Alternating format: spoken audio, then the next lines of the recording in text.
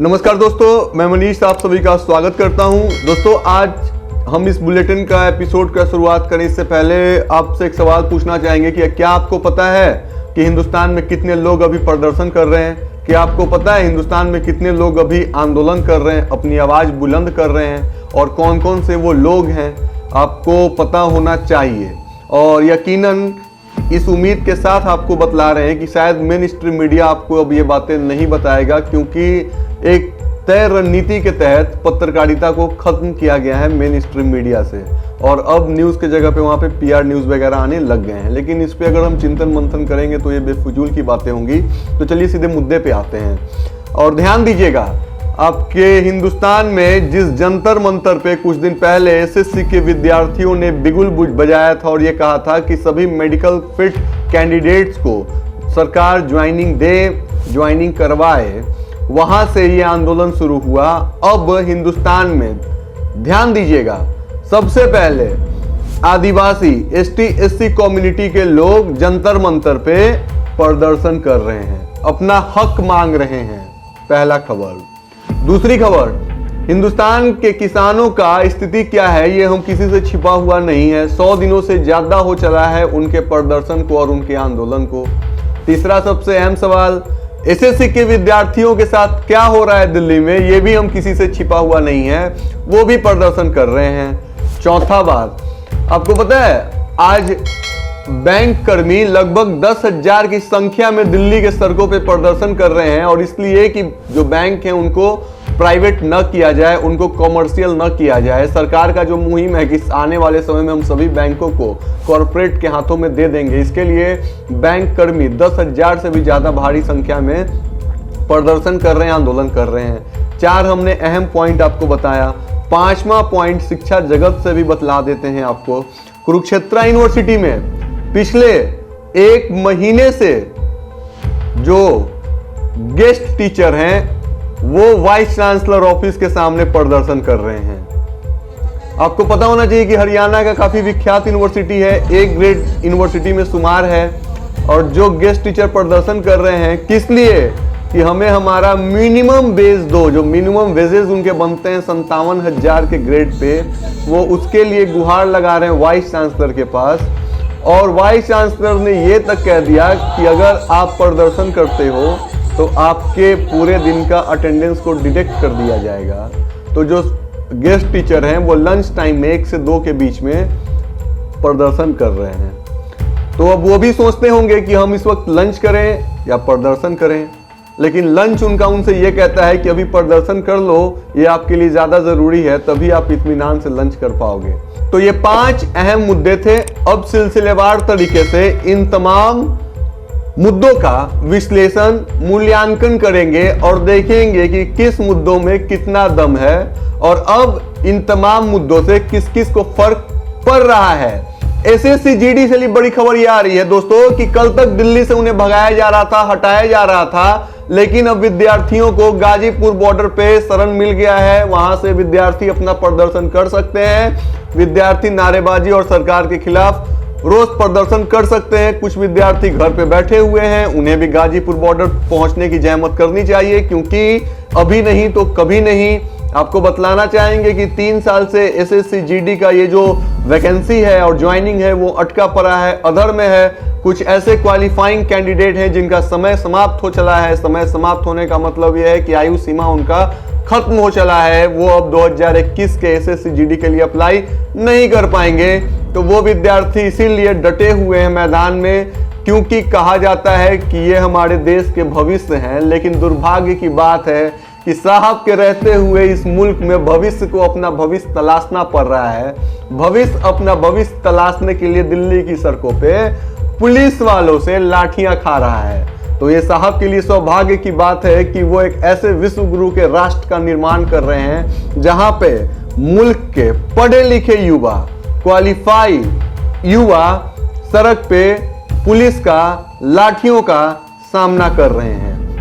साथ ही साथ आपको बतलाना चाहेंगे दोस्तों कि बात यहीं तक होता तो मान जाते हैं, लेकिन अब दिन प्रतिदिन नए खुलासे आ रहे हैं। जिस तरीके से ग्राउंड रिपोर्ट आ रही है और जिस तरीके से परीक्षार्थियों के साथ सलूक किया जा रहा है वो भी सही नहीं है। कुछ से हमारी बात हुई जॉब एटर्नल की टीम की, तो उन्होंने कहा कि लड़के और लड़कियों को दोनों को प्रदर्शन के स्थान से हटाया जा रहा है। पुलिस वहां पे लाठीचार्ज कर रही है, पुलिस वहां पे बर्बरता से बिहेव कर रही है और उनको उस स्थान को खाली करवाने के लिए कह रही है कि 5 मिनट का टाइम है, खाली करो वरना लाठीचार्ज कर देंगे। अब जब पुलिस लाठीचार्ज कर रही है तो वो लड़के और लड़कियों दोनों पे बराबर संयुक्त रूप से लाठीचार्ज कर रही है और उन्हें भगाया जा रहा है। अब सवाल ये उठता है और ये पूछते जाना चाहिए भी कि जो लड़कियां हैं, बालिका हैं, गर्ल्स कैंडिडेट हैं, उन पे भी मेल पुलिस लाठीचार्ज करेंगे? ये बड़ा सवाल है, पूछना चाहिए। क्या फीमेल पुलिस जो है वो वहां मौजूद नहीं है या उनकी वहां ड्यूटी नहीं लगाई जा रही है, या फीमेल पुलिस के अंदर थोड़ा करुणा है, उनको पता है कि ये किस चीज के लिए सड़क पे खड़े हैं, शायद इसीलिए वो वहां से नदारत हैं। मेल पुलिस कैंडिडेट स्टूडेंट्स के ऊपर लाठीचार्ज कर रहे हैं और उन्हें वहां से हटा रहे हैं, गर्ल्स और बॉयज दोनों के ऊपर। और जब वो लाठीचार्ज कर रहे हैं तो क्या उनका हाथ कांप नहीं रहा है, या क्या वो इतने डरे हुए हैं कि उनको ऑर्डर को पालन करना है, ऑर्डर को फॉलो करना है, और अगर वो ऑर्डर को फॉलो नहीं करेंगे तो उनके आला अधिकारी उनसे नाराज हो जाएंगे, उन्हें सस्पेंड कर सकते हैं, उनका तबादला कर सकते हैं। तो क्या इसके लिए आप बेजुबान बच्चों के ऊपर लाठीचार्ज करेंगे? ये बड़ा सवाल है। दिल्ली इतना बड़ा है, क्या सरकार के पास इतने बड़े दिल्ली में कोई एक जगह नहीं है जो एसएससी के विद्यार्थियों को अलॉट करे कि आप वहां पे जाकर के अपना प्रदर्शन करिए, वहां जाकर के आप आंदोलन करिए? क्या सरकार को इतना भी डर और भय हो चुका है? पूरी की पूरी आईटी टीम सरकार की है, पूरा का पूरा मीडिया पे सरकार का कंट्रोल है, पूरा का पूरा प्रवक्ता सरकार के इशारों पे गुणगान करते हैं, चारों तरफ से जय जयकार हो रहा है, दोबारा बारंबार एक ही डायलॉग को रिपीट किया जा रहा है कि सब कुछ बेहतर है, सब कुछ चंगा सी है। जब इतना सब कुछ है, फिर आपके पास इतने बड़े दिल्ली में जमीन का क्या एक छोटा सा टुकड़ा नहीं है? प्रगति मैदान हो, जंतर मंतर हो, कोई भी ऐसा जगह हो जहां आप अलॉट कर सको कि जाकर के विद्यार्थी अपना प्रदर्शन करें, अपना आवाज उठाएं। और सबसे अहम बात इसमें, मेन स्ट्रीम मीडिया के पास क्या इतना भी वक्त नहीं है कि बंगाल चुनाव से थोड़ा सा समय निकाल करके इन विद्यार्थियों को देखा जाए, जो लोग सड़क पे इस तरीके से जद्दोजहद कर रहे हैं, अपने भविष्य के लिए लड़ रहे हैं, मुकाबला कर रहे हैं बिना खाए पिए, है ना, और जो भी समस्याओं का सामना कर रहे हैं। तो ये तमाम सवाल हैं। उसके बाद आपको बतलाना चाहें कि बैंक कर्मियों के साथ भी यही हाल हो रहा है। बैंक कर्मी भी प्रदर्शन कर रहे हैं क्योंकि उन्हें भी डर है कि अगर बैंक को पूरी तरीके से प्राइवेट किया जाएगा और कॉरपोरेट हाथों में सौंपा जाएगा तो उनके जो भी सरकारी एक तरीके से टीए, डीए, होम अलाउंस जो भी उनको फीचर्स मिलते हैं वो शायद उनको नहीं मिल पाएंगे। आदिवासी कैंडिडेट्स, आदिवासी समुदाय के लोग जंतर मंतर पे प्रदर्शन कर रहे हैं। किसान का प्रदर्शन पता ही है। हमने कुरुक्षेत्र विश्वविद्यालय का भी मुद्दा उठाया क्योंकि कुरुक्षेत्र विश्वविद्यालय पूरे के पूरे पूर्वोत्तर भारत को प्रभावित करता है। कुरुक्षेत्र विश्वविद्यालय एक गणमान्य विश्वविद्यालय है, इसमें कोई दो राय नहीं है। कुरुक्षेत्र विश्वविद्यालय से जो गेस्ट टीचर्स हैं वो प्रदर्शन कर रहे हैं, वो आंदोलन कर रहे हैं, वो अपना मिनिमम वेजेस की मांग कर रहे हैं और बदले में जवाब ये दिया जा रहा है कि यूनिवर्सिटी के पास फंड नहीं है। यूनिवर्सिटी के जो हुक्मरान हैं वो गेस्ट टीचर्स को धमकाते हैं कि अगर आप प्रदर्शन करोगे तो आपको टर्मिनेट कर दिया जाएगा।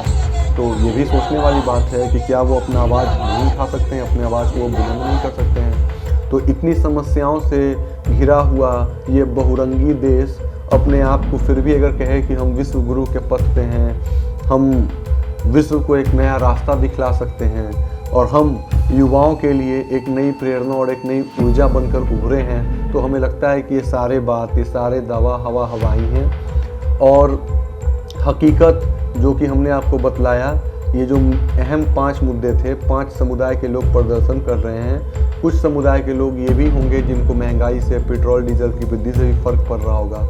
मतलब बदहाल स्थिति में ये देश है और ये बेबस लाचार जनता सिर्फ सोशल मीडिया पर बैठकर कमेंट्स कर रही है, ट्रोल कर रही है और अपने हक के लिए जनता के कुछ लोग आवाज़ उठा रहे हैं, लेकिन सरकार को इससे कोई फ़र्क नहीं पड़ रहा है।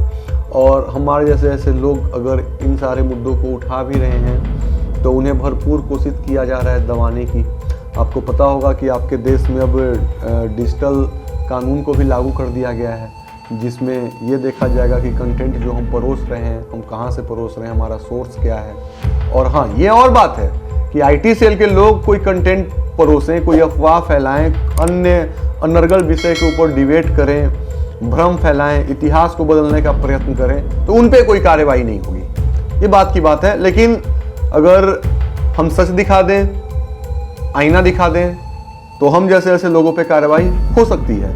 कोई बात नहीं, सामना करेंगे इसका भी, क्योंकि हमें यकीन है कि आप जैसे दर्शकों का भरोसा और विश्वास और साथ हमारे साथ है।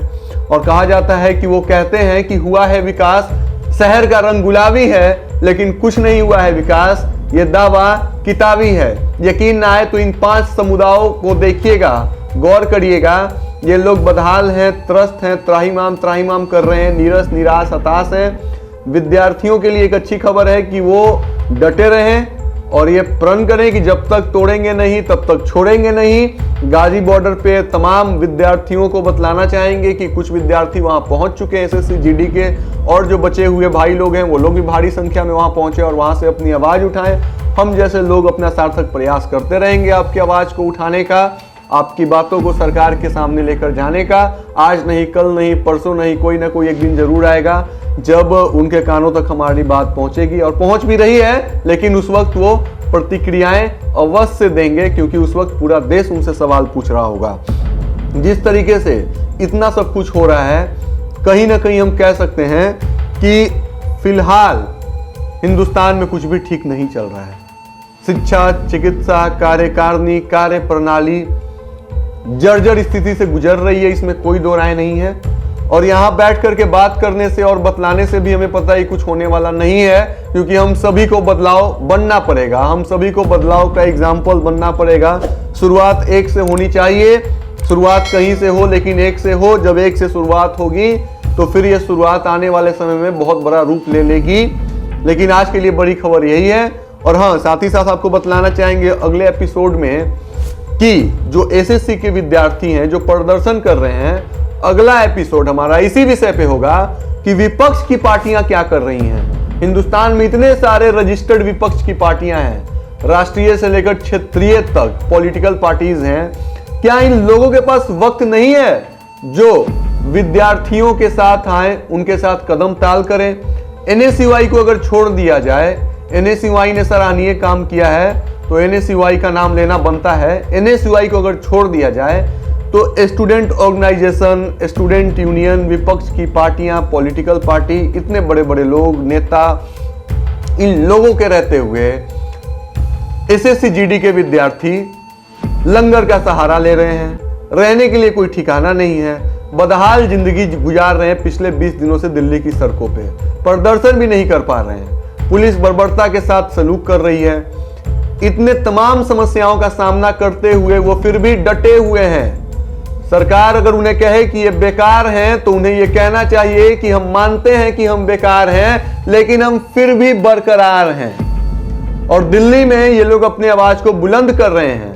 तो विपक्ष पार्टियों को ही लेकर के हमारा अगला एपिसोड होगा, जिसपे हम देखेंगे, मूल्यांकन करेंगे कि वो लोग कहां सोए हैं। क्या उन लोगों के पास वक्त नहीं है एसएससी और जीडी के विद्यार्थियों के पास जाने के लिए और उनका आवाज बनने के लिए?